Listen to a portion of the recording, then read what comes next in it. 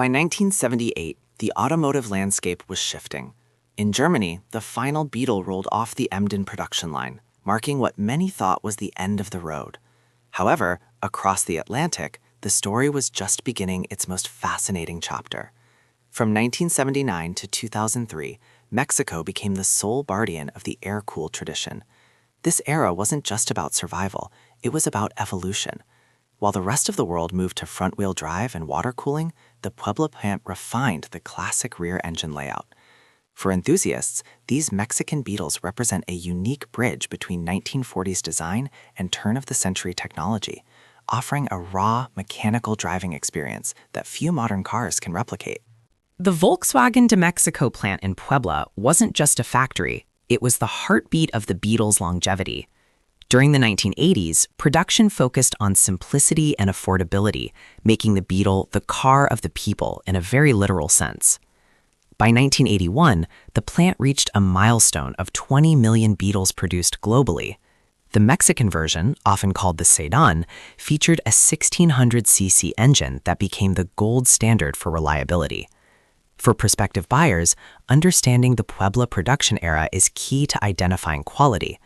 These cars were built by workers who had mastered the air-cooled craft over decades, ensuring that even as the design aged, the build quality remained remarkably consistent for its price point. In the early 1990s, the Beetle faced a crisis. Stricter emission laws in Mexico City threatened its existence. VW responded in 1993 by introducing the 1600i engine. This was a massive leap forward. It replaced the traditional carburetor with a digifant fuel injection system and added a catalytic converter. For the mechanic, this meant a move away from simple screwdriver tuning to electronic diagnostics. The 1600i produced approximately 44 to 50 horsepower, which might seem modest, but in a car weighing only 800 kilograms, it provided a zippy, responsive feel. This engine update allowed the Beetle to meet modern environmental standards while retaining its signature air-cooled thrum that enthusiasts adore. As the Beetle entered the late 90s, VW Mexico introduced several luxury features to keep the car relevant. While the basic silhouette remained unchanged since the 1940s, the interior saw significant updates.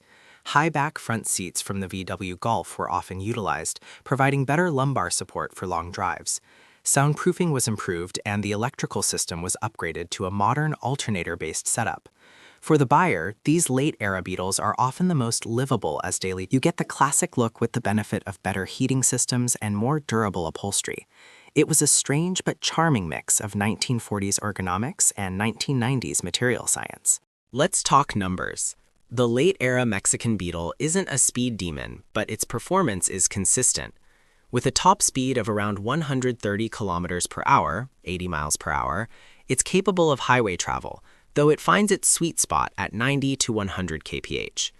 Fuel economy is surprisingly decent for a decades-old design, averaging about 10 to 12 kilometers per liter. One of the most important technical aspects for buyers to note is the transition to front disc brakes in the mid-90s on certain trim levels, which significantly improved stopping power over the traditional all-drum setup. Maintenance remains a highlight. Almost any part can be replaced with basic hand tools, making it the perfect entry-level classic for DIY mechanics. In Mexico, the Beetle is affectionately known as the Vocho.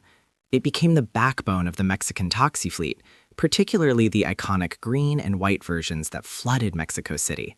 Why?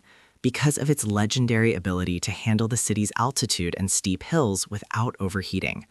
For a prospective buyer today, these X-taxis are often avoided due to high mileage, but they stand as a testament to the car's durability.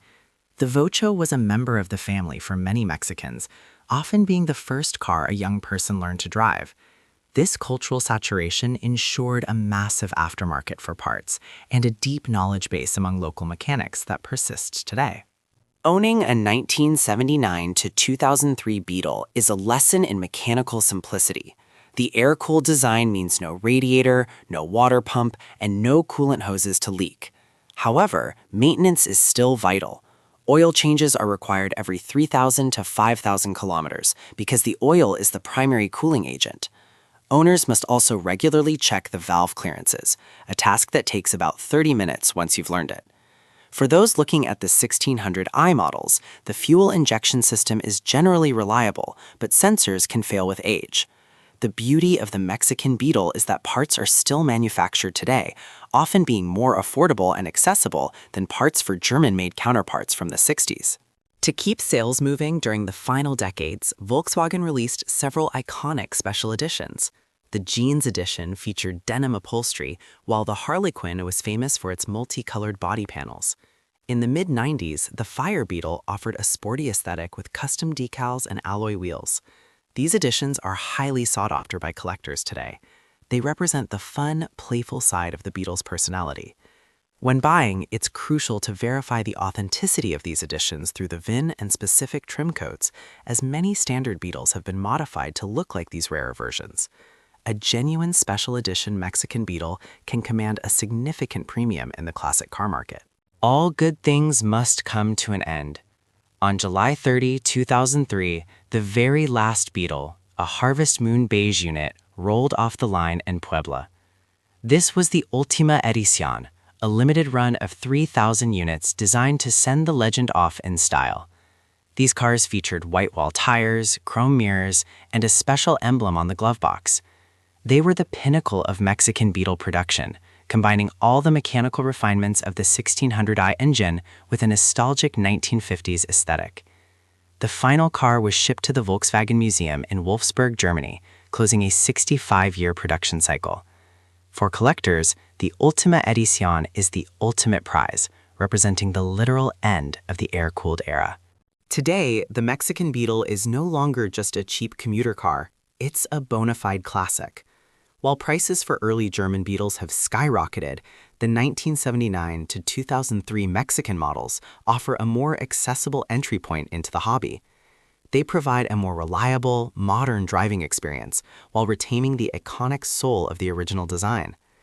When inspecting one, look for rust in the floor pans and heater channels, and ensure the fuel injection system hasn't been tampered with. Whether you're a first-time classic buyer or a seasoned enthusiast, the Mexican Beetle represents a unique era of automotive history, a car that refused to die and proved that simple, honest engineering is timeless.